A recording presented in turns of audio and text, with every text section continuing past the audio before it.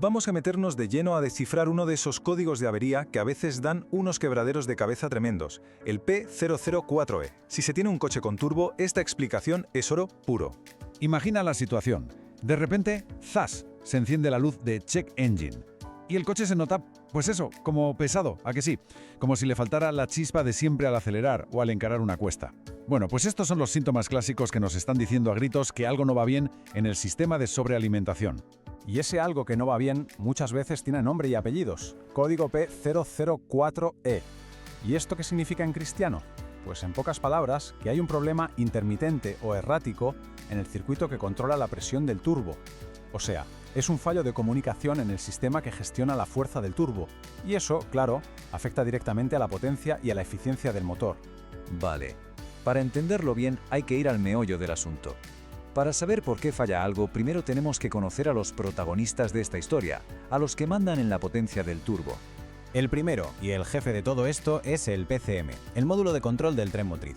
Pensemos en él como el cerebro del coche, ni más ni menos. Es el ordenador central que lo supervisa y lo controla absolutamente todo. Y por supuesto, el turbo no es una excepción.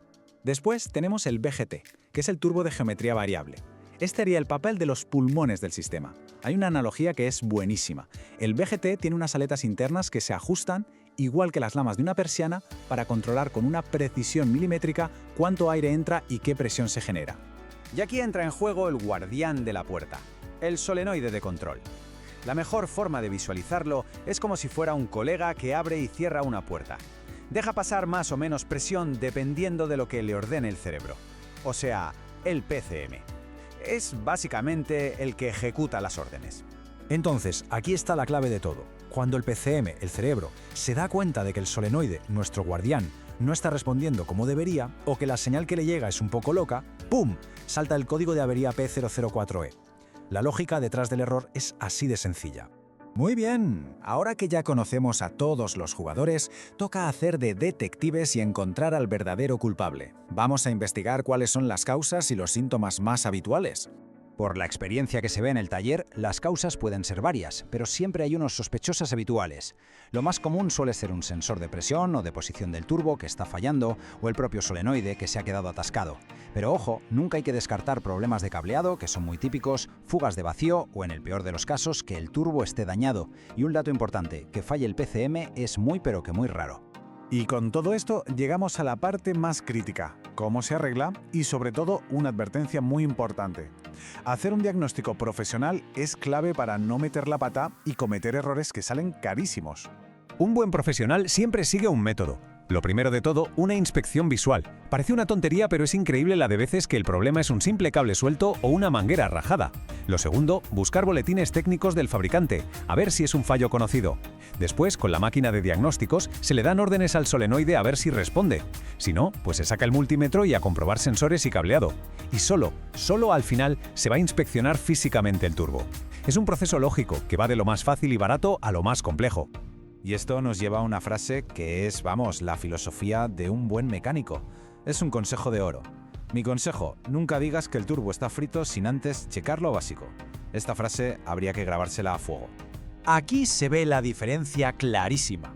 El error típico es ir a lo loco y cambiar el turbo directamente, que es una reparación carísima.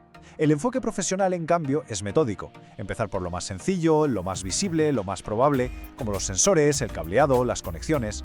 La diferencia no es solo de dinero, que también, es de profesionalidad. Y claro, llegados a este punto, la pregunta es inevitable. ¿Es muy grave este código? ¿Se puede ignorar y seguir circulando como si no pasara nada? La respuesta es un no rotundo. Ignorar el P004E es una idea malísima. Te puede llevar a una pérdida de potencia muy bestia, lo cual es un peligro en la carretera. Imagínate al intentar adelantar. Además, el consumo de combustible se dispara. Y lo peor de todo, se pueden provocar daños muy graves en el motor, en pistones, válvulas e incluso cargarse el turbo del todo. No es ninguna broma. Pero bueno, no todo van a ser malas noticias. La realidad es que la reparación más común y la más efectiva en la mayoría de casos suele ser bastante sencilla. Cambiar el solenoide que está fallando o algún sensor que esté dando problemas. Muchas veces, la solución no es tan dramática como podría parecer al principio.